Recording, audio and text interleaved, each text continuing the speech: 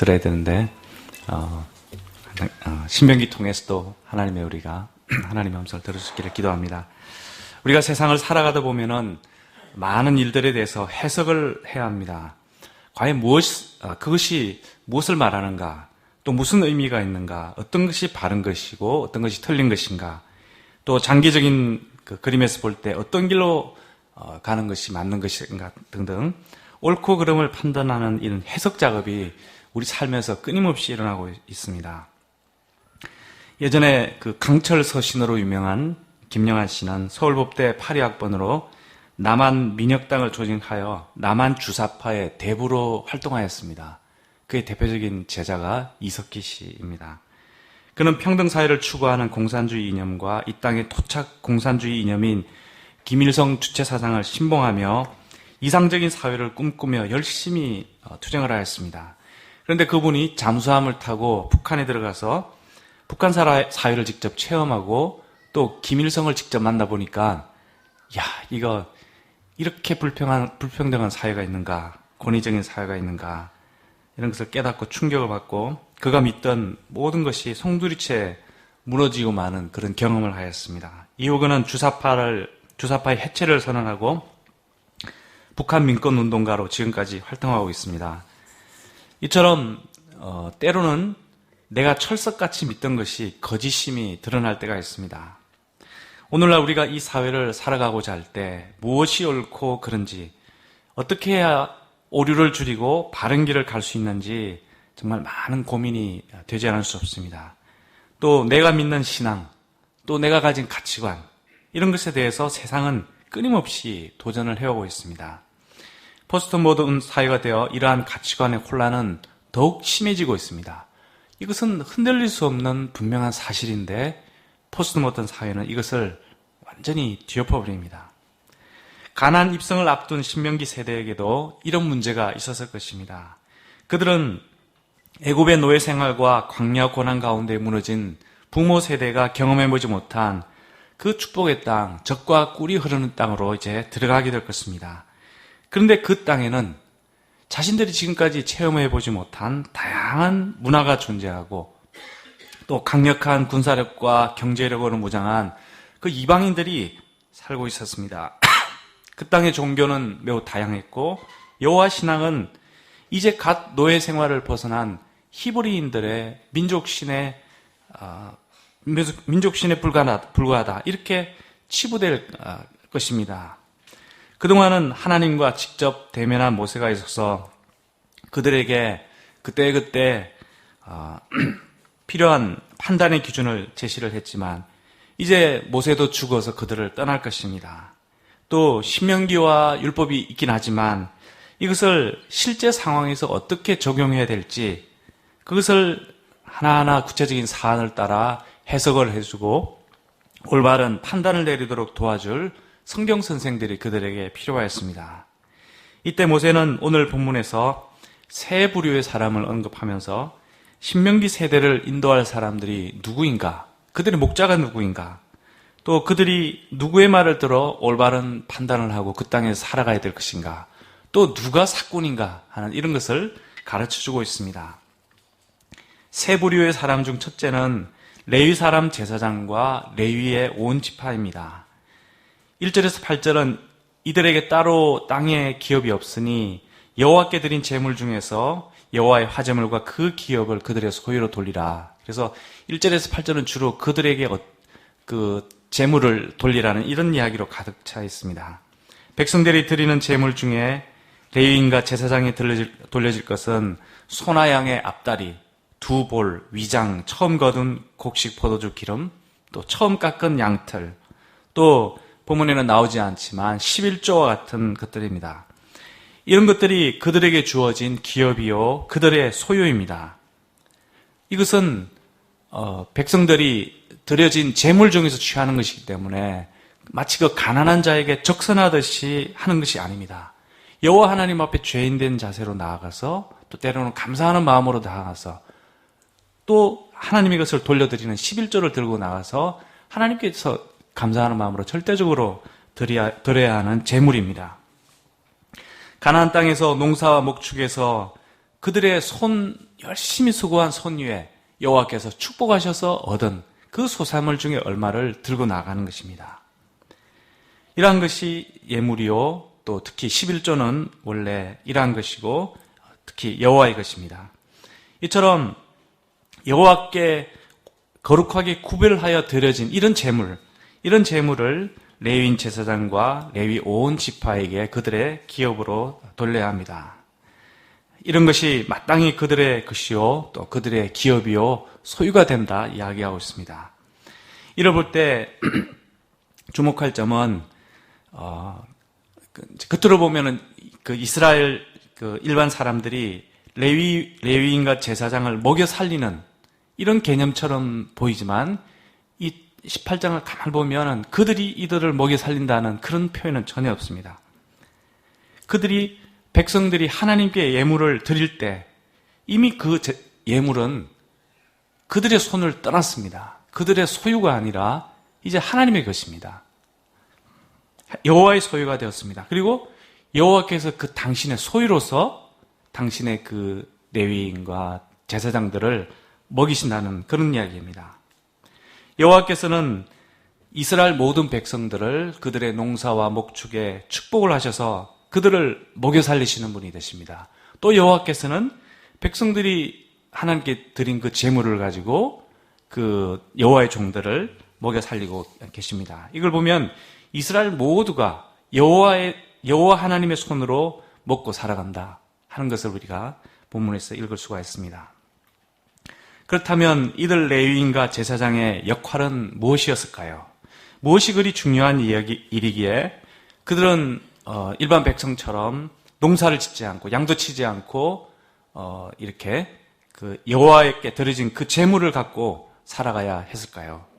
5절은 이렇게 말하고 있습니다. 이는 내 하나님 여호와께서 내 모든 지파 중에서 그를 택하여 내시고 그와 그의 자손에게 항상 여호와 이름으로 서서 섬기게 하셨습니다. 그러니까 여호와의 이름으로 섬겼다 하는 그것이 그들의 일이었습니다. 이들은 이스라엘의 하나님 여호와를 섬기는 사람들이었습니다. 그들이 구체적으로 어떤 일을 하며 하나님을 섬겼을까요? 당시는 아직 성막이 있던 때라서 이 레위인과 제사장들이 성막을 관리했습니다. 성막을 가져오면 메고 오면 그것을 이제 세우기도 하고 또 이동할 때는 그것을 해체해서 또 다른 곳으로 이동해 가기도 했습니다. 그들은 성전 마당을 열심히 쓸었을 것입니다. 물도 길러오고 또 장작도 해왔을 것입니다. 또 백성들이 제물을 가지고 오면 바드심직한 제사가 되도록 그 제사를 잘 이끌었습니다. 백성들에게 죄사함을 선포하기도 했습니다. 성소 안에서 진설병과 향과 불을 끄트리지 않고 잘 관리를 하였습니다. 또한 그들은 나중에 특히 이제 다윗 때가 되면 성가대를 크게 만들어가지고 합창단도 만들고 또 많은 악기를 가지고 여호와 하나님을 정말 영광스럽게 찬양을 드리는 이런 역할을 이분들이 하였습니다.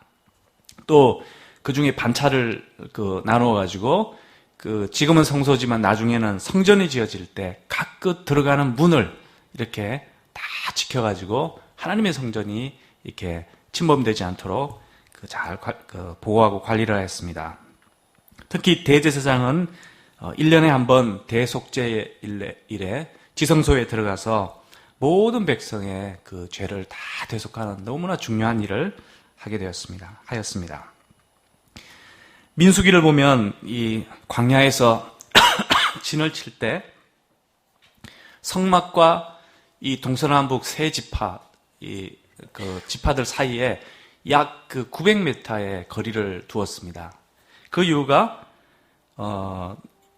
그러니까 이스라엘 백성들이 여호와께 가까이 와서 죽지 않도록, 가까이 있어 버리면 여호와께서는 거룩하신 분인데 백성은 너무 부정한 자들이기 때문에 가까이 있으면 하나님의 진노가 그들에게 임하여서 죽을 것이기 때문에 그 900m의 그 거리를 동서남북으로 딱 두고 이렇게 이제 하나님과 백성 함께 거하시지만 또 구별을 하는 이런 진을 치고 바로 그 사이에 하나님과 백성 사이에 이 레위인과 제사장들이 마치 방패막이처럼 이 완충 역할을 하는 사람들로 거했습니다. 그러므로 이 가나안 땅에 백성들이 들어갈 때 이 레위인과 제사장의 의미라는 것은 결국 이스라엘 백성들이 여호와 하나님을 잘 섬길 수 있는 그런 길을 이끄는 목자였다는 것을 우리가 볼 수가 있습니다. 평소에 제사장과 이 레위인들은 여섯 도피성에 흩어져 살면서 성소나 성막에서 일하지 않을 때는 그 흩어진 곳에 가서 백성들과 함께 거하면서 백성들의 신앙을 살피고 또 율법을 가르치는 이런 성경 선생이요 목자의 역할도 하였습니다. 이처럼 이 이스라엘 백성들에게 이 레위인과 제사장들은 가나안 이교 문화 속에서 무엇이 옳은가, 무엇을 섬겨야 되고 어떤 분을 섬겨야 되는 것인가, 무엇이 잘못되는 것인가, 이런 것을 분별하게 하는 그런 올바른 목자요 성경 선생이었다, 삶의 기준이 되었다 하는 것을 우리가 볼 수가 있습니다. 둘째로는 각종 거짓된 종교인들이 오늘 본문에 나옵니다. 9절에서 14절을 보면 이들이 어떤 자들인가가 쭉 나옵니다. 아들이나 딸을 불가운데로 지나가게 하는 자, 또 점쟁이, 기륭을 말하는 자, 요술하는 자, 무당, 진언자. 진언자라는 말은 막 주문을 행하는, 외우는 자라는 뜻입니다. 또 신접자, 박수, 초혼자, 이런 자들이 등장합니다. 이들은 가나안 땅 토착민들을 이끌던 영매들이었습니다.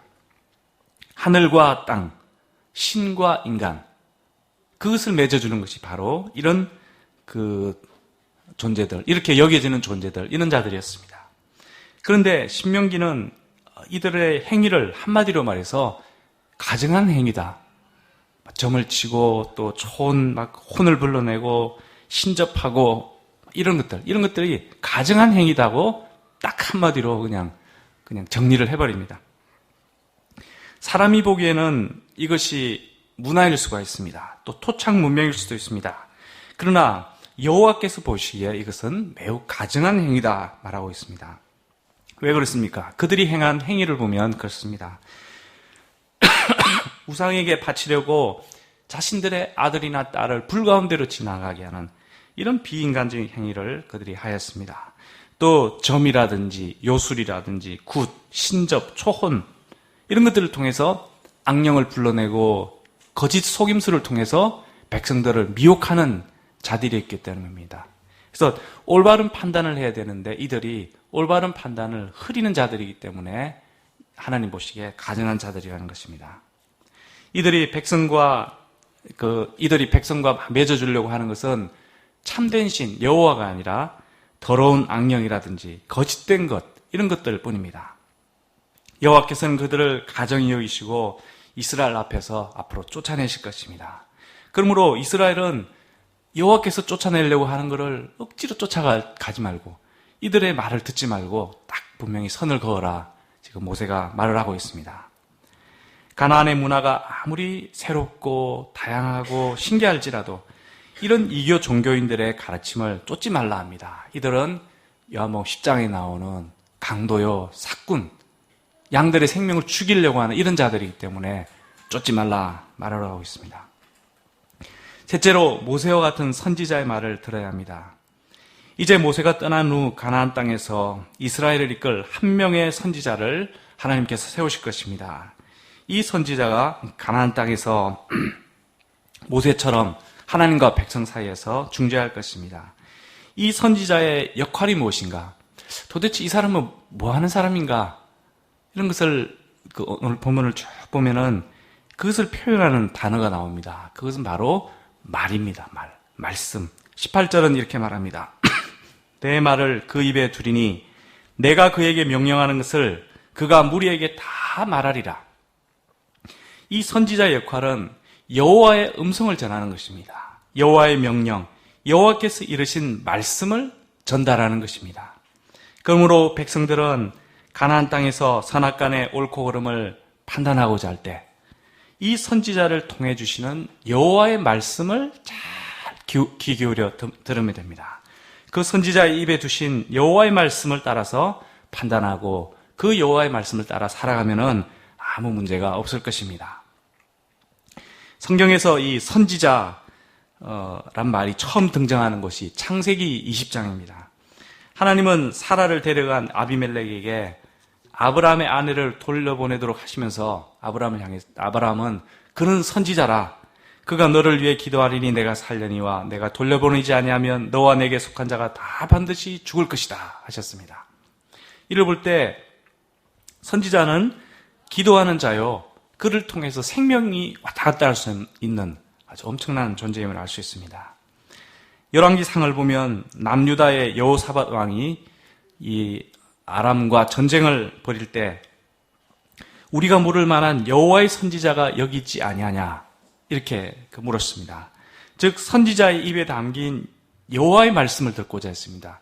그 말씀을 따라서 전쟁을 이길 것인가 질 것인가를 판단하고자 했다는 것입니다. 그러므로 이 선지자의 입에 있는 여호와의 말씀은 때로는 전쟁에서 승리와 패배를 나누고 생명과 죽음을 나누기도 하고 하나님이 기뻐하시는 것이 무엇인지, 옳은 것이 무엇인지, 틀린 것이 무엇인지 이런 것을 깨닫게 해주는 기준이 바로 그 선지자의 입에 있는 말, 곧 하나님의 말씀이다 하는 것을 알 수 있습니다. 그러므로 신명기 세대는 가나안에 들어가서 많은 사람들과 막 이렇게 만나고 헷갈리기 쉬운데 딱 한 가지를 분명하게 이렇게 주목을 하면 된다는 것입니다. 그것은 여호와의 말씀을 그 입에 담고 있는 선지자가 누군가, 그 말을 이렇게 찾고 그 선지자를 찾아야 된다는 것입니다. 그리고 각종 거짓 종교인들, 무속인들의 이런 헛된 속임수의 말에 넘어가지 않도록 주의를 해야 합니다.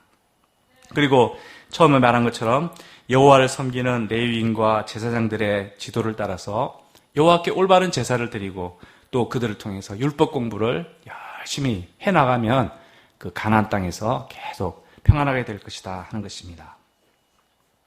이 상을 볼 때 가나안으로 들어갈 신명기 세대에게는 뚜렷한 목자가 있었다 하는 것을 볼 수가 있습니다. 백성들은 이 목자가 누군가, 레위인과 제사장들, 그리고 여호와의 말씀을 입에 둔 선지자, 이런 목자를 잘 분별해서 따라가면 되는 것입니다. 그때 그들은 바른 길을 가게 되고 그 땅에서 계속 형통하며 살아가게 될 것입니다. 오늘날 우리도 누구의 입에 여호와의 말씀이 있는지 잘 분별할 수 있어야 합니다. 우리가 살아가면서 여러 가지 정치적인 사안이라든지 종교적인 문제들, 또 도덕적인 문제, 또 공동체 문제, 또 인간관계, 또 어떤 진로 문제, 이런 것들을 우리가 판단하고 정하는 문제에 있어서 이렇게 올바로 판단을 하고 결정을 내려야 할 때를 많이 맞이합니다. 우리의 인생은 끝없는 판단과 또 결정의 연속으로 이루어졌다 할 수 있습니다. 이럴 때 정말 올바른 판단과 또 바른 결정을 내리고자 하고 싶지만 그게 마음처럼 쉽지 않습니다. 우리가 감당하기에는 매우 벅찬 일입니다. 이때 우리에게는 하나님께서 보내시는 목자가 필요합니다. 하나님께서 당신의 말씀을 그 입에 둔 목자요 성경 선생이 필요합니다. 그 사람들이 누구인지 판단한다는 것은 대체로 우리가 좀 알 수도 있고 또 때로는 어렵기도 합니다. 이를 위해서는 우리 자신이 그것을 이제 누구의 입에 주님의 말씀이 있는가 판단하려면 우리 자신이 먼저 말씀에 바로 이렇게 깨어있는 이것이 필요하다는 것을 보게 됩니다. 우리가 먼저 성경 말씀을 잘 알면 누구의 입에 주님의 말씀이 있는지 알게 됩니다. 또 우리가 그 말씀의 근원이신 예수님을 잘 알고 예수님을 사랑하고 주님과의 깊은 사랑의 관계성이 있으면 주님의 말씀이 어디 있는가 이런 것도 우리가 잘 분별하게 될 것입니다. 우리가 예수님을 아는 만큼, 성경을 아는 만큼 사물이 잘 보이게 될 것입니다. 또 이를 위해서 우리가 더욱 기도하며 성령의 인도하심을 구해야 될 줄 믿습니다. 또 한편으로 한 가지 좀 뚜렷한 사실은 우리가 요즘 보면 점점 이 세상의 사꾼들의 말에 귀를 너무 쉽게 기울이지 않는가 이런 우리 자신을 발견하게 됩니다. 성경을 읽고 기도하며 하나님의 인도하심을 구하고자 하는 이런 기본적인 노력들은 하고 있긴 하지만 우리의 그 눈은 보면 또 손쉽게 세상의 이런 소식에 귀를 기울이고 특히 스마트폰과 그 인터넷의 보급으로 세상 소식에 우리가 너무 쉽게 이렇게 관심을 가지고 그래서 결국은 가만보면 누구의 입에 있는 말을 듣는가? 저 기자들의 입에 있는 말을 우리가 많이 듣는 것 같아요.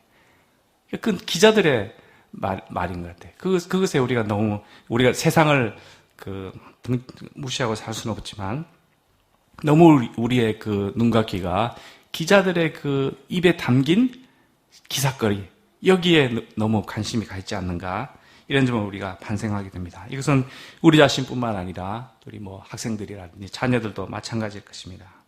우리는 누구의 입에 여호와의 말씀이 있는가 이것을 잘 깊이 생각하고 분별해야 될 것입니다. 기자들의 입술이라든지 인본주의적인 교수나 사상가들의 입술에 여호와의 말씀이 있을 리가 없습니다. 그들이 어떻게 여호와의 이름을 높이고 영광을 높이고 여호와의 그 진리를 전하겠습니까? 그렇다면 우리가 성경을 읽고 기도하고 성령의 인도하심을 구하는 이 일에 아주 그 기본적이고 중요한 일에 늘 힘써야 될 줄 믿습니다. 디모데전서 4장 1절에서 7절 여기에서 사도 바울은 디모데에게 이렇게 권면했습니다. 앞으로 이 신년 말씀이기 때문에 나오긴 하겠지만 오늘 본문과 맞기 때문에 한번 제가 좀 요약해서 읽어보도록 하겠습니다. 그러나 성령이 밝히 말씀하시기를 후일에 어떤 사람들이 믿음에서 떠나 미혹하는 영과 귀신의 가르침을 따르리라 하셨으니 자기 양심이 화인을 맞아서 외식함으로 거짓말하는 자들이라. 내가 이것으로 형제를 깨우치면 그리스도 예수의 좋은 일꾼이 되어 믿음의 말씀과 내가 따르는 좋은 교훈으로 양육을 받으리라. 망령되고 허탄한 신화를 버리고 경건에 이르도록 내 자신을 연단하라. 세상이 어지러울수록 우리가 여호와의 말씀이 어디 있는지 열심히 성경을 읽고 말씀이신 예수님을 배우며 기도로 성령을 의지하는 사람들 되기를 기도합니다. 기도하겠습니다. 하나님 아버지, 우리에게 귀한 당신의 말씀을 주셔서 감사합니다. 저희들이 선과 악을 분별할 줄 모르고 또 때로는 알지만 행하지 못하는 이런 자들임을 좀 고백합니다. 저희를 도우셔서 하나님의 말씀을 열심히 읽게 하시고 이를 통해서 주님의 말씀을 듣게 하여 주시옵소서. 또 열심히 기도하며 주의 성령을 의지하며 사랑하는 저희들 되게 하여 주옵기를 기도합니다. 무엇보다 이 땅에 주님의 말씀으로 참 하나기로 오신 말씀이신 이 하나님, 이 예수님을 생각할 때 저희들이 예수님을 더욱 묵상하고 생각하고 영접하고 참 기다리고 만나는 참 복된 성탄이 되어야 될 줄 믿습니다. 저희 마음이 예수님을 갈망하게 해주시고 예수님을 통해서 하나님의 그 살아있는 사랑과 생명의 말씀, 빛의 말씀을 듣는 복된 성탄 되게 해주시옵기를 간절히 기도합니다. 감사드리며 예수님의 이름으로 기도하였습니다. 아멘.